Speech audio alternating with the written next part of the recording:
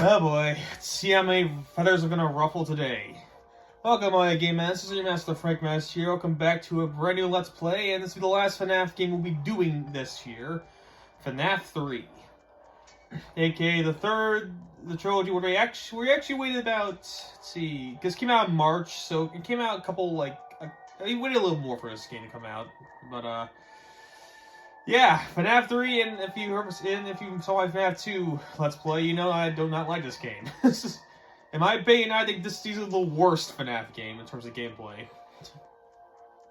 Its story may have a lot of good lore in it, but hey, the gameplay for me, this is easily the worst, because that would become more a factor in Night 2 and go on, because Night 1, nothing happens. In fact, I mean, nothing happens. Night 1, it's more just getting accustomed to the game.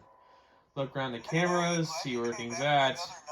Go to a phone guy like the every time. Learn how to play the game, learn how to toggle the map, all that good stuff, and this fucking thing. This fucking system right here is easily the worst mechanic. Worse than the toy box and suits, worse than the power meter in the first game. This because you have no control over when any of these things will go offline. Because the biggest culprit in this game, I might as well go ahead and jump ahead here because I'm not going to have a lot of time to focus in later nights, but because like I said, nothing happens night 1. There's nothing coming after you, there's nothing really hurting you, there's nothing for you to worry about. But this is the factor, because like each game had a factor to this. Like I said, the first game had the power meter, which was still somewhat in your control and how you can manipulate it. That sometimes it can be a little unfair, the RNG, but most of the time that doesn't happen. Like a good 95% of the time that doesn't really happen. The second game had the suit and toy box, which those things once again are in your control for the most part. Once again, RNG can be doesn't get your favor, but here, this system you have absolutely no control over. You have no control over when the audio, because this here is the reboot system. Sometimes when you're trying to deal with the low animatronic or about being spring-trapped, once again, come back to later, you have to play audio to keep him away from your office. Now, you have no control when the audio goes out, because when the audio goes out, it means you can't lure him away from your office, which means making a mad dash to your thing. The camera system, obviously, because look at this fucking camera itself, you can barely tell if anything's there or not. It's visually lacking, holy fuck, and it gets even more visually lacking if that goes out, and the goddamn ventilation. Yes, you have the right to breathe in this place, and when it starts dwindling, you start seeing hallucinations, which fuck you up even worse, and when those things go offline, you have to reboot them. Now, each one, look it up, each one is about 6 seconds to reboot. However, there are no 6 seconds, you're just sitting there praying and hoping Springtrap doesn't make a mad dash to your office while this is happening, and if he does, then you're pretty much fucked. Now, I know exactly, now, I already beat this game before, so I know exactly what to do, and in case you're wondering, yes, I am going for the full completion, getting the best ending and all that, and I'm more confident I beat this game over FNAF 2, because FNAF 2 is harder. This game is easier in FNAF 2, I would say, but not because it's easy, it means it's fun. But yeah, that reboot system alone, and the fact that you have and sometimes Springtrap himself can be pretty stubborn with the audio cues, and you just go around a very frustrating game, not a hard game, a frustrating game, and I hate those kind of games when it's frustrating. I also, because the fact that this is probably also one of the more simple Five Nights at Freddy's game, because it's only one thing you got to worry about being Springtrap. Well, maybe I guess 2 things, because also the fucking the reboot system. But yeah, so this is night 1. All that happens night 1. Springtrap's not even here yet. Nothing really have to worry about. No, I think this night even goes faster because of the fact nothing happens. Trust me, he will be dying a lot because can't really help if Springtrap will be with us or not. I'm not going to go too deep in the lore. I think everyone knows what the lore is at anyway, and I think that's something for you to discover. Plus, I also want to talk about the FNAF movie as well. I mean, I made a post on it Saturday, but I do want to get a little more depth to it because I think it's relevant to this topic. But before I get into that, that's the end of night 1. Ooh, that was definitely a stressful night, I'll tell you that much. I don't know how I got past that one. And this is where the 100% or best ending really comes into play. Because between nights, you get these little mini games for controlling the animatronics. And you can just, move around and do what you need to do, see stuff, look at the place. It kind of like reminiscent of the first game location. Because this game is a sequel, technically. Like, last game was a prequel, this one's a legitimate sequel. It says follow in, but ignore for now. There's Pirates Cove. Head down here and keep in mind those things. BB, double click in those 4 panels right there. In fact, I'm taking a picture right now. I'm playing the Switch so I can do that. That will be key to gain 100%. You gotta look at those clues and know exactly where you need to go with them. If I may, please. And there's the office. My head's stuck in the freaking thing apparently. Now we gotta do what the purple bear tells us to do and just follow him. Night 2 is where we start really getting into the 100% parts. Yes, keep following. Just keep following him. Keep moving. Come on, you big Terminator, Chuck E. Cheese, whatever.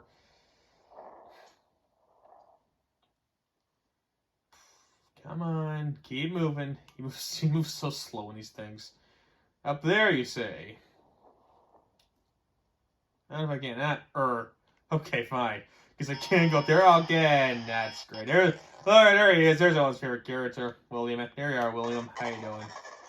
Alright, night 2. It's where the game really begins. But before we really get into that, we gotta go find Balloon Boy, which I believe, if I remember correctly, he's right here. There we go. Okay. And now once you follow the clues correctly, which Balloon Boy was in that area. You double click him, and then if you're playing the computer, or press the B button or the Switch. And you just go around pressing A. No, sorry. You go around, play like a little platform minigame where you get all the balloons. And I know it says exit there, but if you notice, you have 1 balloon left to get. You're probably wondering, where is that at? Well, if you head over here, because I don't want to accident. I mean, granted, if you do accident at the exit, you can always come back in this minigame at night 2 whenever you want, but I only want to do it once. So you jump through there, because of course you do. I mean, why wouldn't you? And you keep heading over here. Look at the crying balloon boys, because there they are. And there's the final balloon. And you go up and pick it up, and booyah. Alright, and then you can take it back to the start of nights. Alright, but we're not done yet, unfortunately. It's me, okay, cool. Then you head over to this screen right here. Was it like, or was it this? Okay, there we go. And you put in that code you saw on the other side, the up, left, right, down. You just press them as such. You get Mangle's quest here. We're gonna pretty much repair Mangle, while avoiding the big fat kid, because apparently, I guess you only not those people out there are fat kids. Alright. If he touches you, it's game over, but like I said, you can always come back and retry. So now we have Mangle completely... Oh boy, that was close. Yeah, Mangle completely made up. Before we leave for the exits, ignore it. And if you were to jump, that'd be nice. Ah, shit. Okay, well, like I said, you can always retry. You can always... As long as you're still night 2, you can always retry as much as you need to. Alright, so up. Let's try it again. Keep on trying to... Okay, get back up. Okay, we're good. Never mind, he's going our way. Whew. Alright, just gonna do it again. Wait for him to come over here. Yeah, I guess if just 1 pixel of him touches you, that's pretty much you gotta try again. Okay, there we go. And like last time, we gotta fall through the wall, and make sure you do Balloon Boy's quest before doing this, because if you don't, then you're pretty much gonna be stuck here in this next part.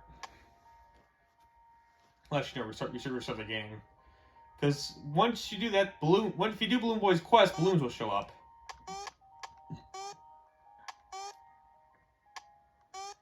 Giving you the opportunity that you'll jump up all these balloons. Careful here, because the screen kind of goes back and forth. Oh, look, a birthday cake. And we're not done yet. You thought we were done? Oh, we ain't done yet.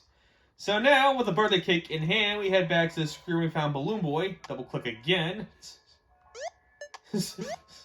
Ignore balloons, you're not getting all this time. Just go through the wall like you did last time. And now, balloons show up. Yeah, I know, right? Trust me, this is probably the least convoluted part of the step here. Alright, now with the balloons here and the birthday cake in hand, and make sure you get the birthday cake before doing this, so you can give the birthday cake to his crying child. And there, finally we can actually do the nights. We can actually play night 2. And this is where the game really starts, where the game really starts picking up more, because this is where they find Springtrap, who...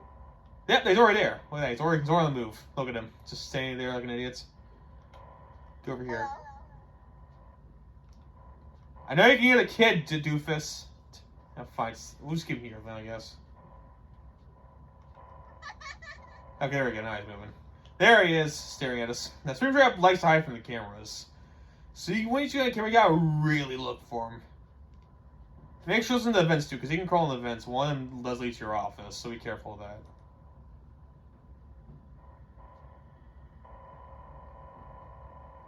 So we're on the move. Get your ass back over here, boy. Yeah, there he is in the distance. I see ya. I see you in the distance. I see your silhouette.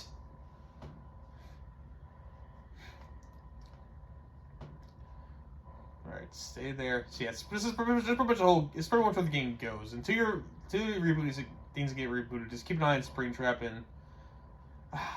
Well, okay, that's already happening. Okay, cool, already. We gotta do the reboots already. Let's pray to God he isn't making a mad dash. Hope you guys on the vents. That didn't last long. He's still there. Okay, he is still there. Precaution. Okay. That was a precaution. Yeah, he's still there. He's not going to be as aggressive night 2, but he'll get really aggressive later on in the night, as to be expected. So, during this time, let's talk about my thoughts on the FNAF movie, because I just watched it Saturday. I watched the Peacock version. I didn't feel like going to the theaters to watch it. I want to go more in depth, because I'm not sure if my review on the post was accurate enough. The audio's out. Awesome. I'm going to go ahead and say this first. I liked the movie. I enjoyed it. Oh, for fuck's sake, really? Just okay, that fucking happened. Awesome. Okay, yeah, I enjoyed the movie. Where is he? Where is he? Is he in a vent? No. Oh, there he is. How you doing, buddy? Didn't see you there. Yeah, I enjoyed the movie. Don't let many of my thoughts later on misconstrued you in any way. Because I thought it was an enjoyable movie, but I didn't think it was that. I didn't really like it as much as I wanted to. I know I already said this in my review somewhat, but there were just a lot of moments in that story. Like, mainly because, first off, I understand what they were trying to do with terms of how we're doing animatronics and be a little less horror than the games are. At the same time, I think that you built up this, like, FNAF was always about building up tension to scares. And the fact that they just, halfway through the movie, when they decided to make the animatronics look like kids, which I guess, theoretically does make sense, kids do control a robotic body. At the same time, that removes all sense of tension, all sense of dread, all sense of horror the movie might have had. Where is he? Is he in the vent? Yeah, he's in the vent. Too bad I already preempted. I knew you were coming in the vent, bitch. You bunny bitch. You fucking get. Nah. But yeah, like, back to the thoughts. Oh, for fuck's sake. I just felt like it either just, you need to keep the tension going. I like the idea of the fact that, this is from Trucks Athens controlling them with the pictures, and like I didn't care too much about that part of the movie. That was fine. hate when 2 things are out and I need to be rebooted. Please don't do the red lights. Please don't red flashing lights. It's in the red flashing lights. It's not that hard to breathe. Where is he? There he is. Okay.